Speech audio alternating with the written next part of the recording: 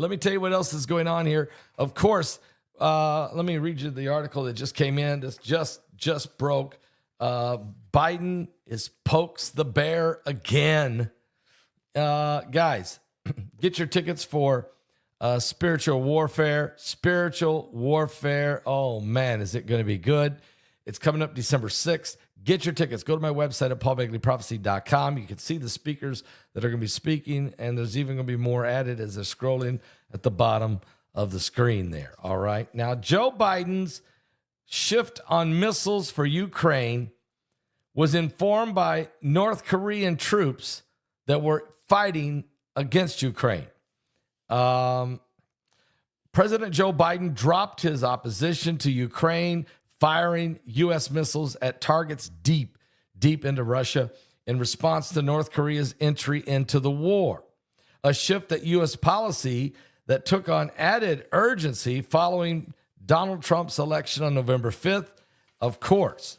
So Biden, for months, had resisted pleas from Ukrainian President Vladimir Zelensky to ease the limits on the use of this U.S.-supplied ATACM missiles, which can reach far into Russian territory, wary of the potential drawing NATO into a conflict with a nuclear-armed power. But then all of a sudden, Joe goes to the Amazon and just says, let's just poke the bear. I mean, what? When Trump already said that if elected, he could bring peace to this region. But now Moscow's decision to deploy North Korean soldiers to fight Ukraine represented a major escalation that demanded a response, according to senior U.S. officials. Now, also the election of Donald Trump, who is deeply skeptical of the U.S. support for Ukraine, has added pressure on the administration to loosen the rules on the use of these weapons and take another step to bolster Ukraine as it suffers repeated setbacks on the battlefield.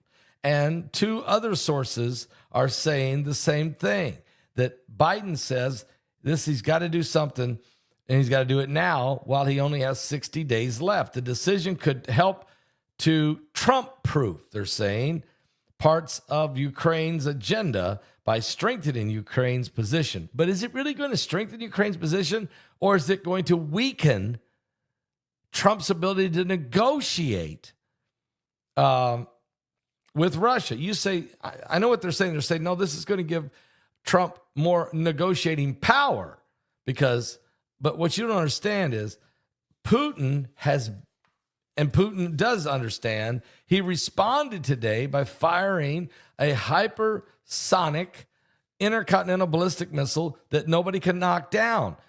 And he hit his target exactly where he wants to hit it. And he can do it time and time again. And he's threatening to use nuclear weapons on top of that. In other words, and he even said, Putin addressed his nation tonight and told them, he said, look, I'm ready to talk peace, but if you want to talk war, we can go that route. You want to fire missiles at me, I can fire them at you, and mine you can't knock down. And I've got nukes as well. I'll use them.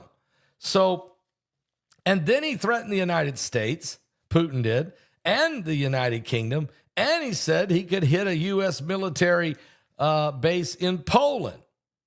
And so this entire situation is spinning out of control.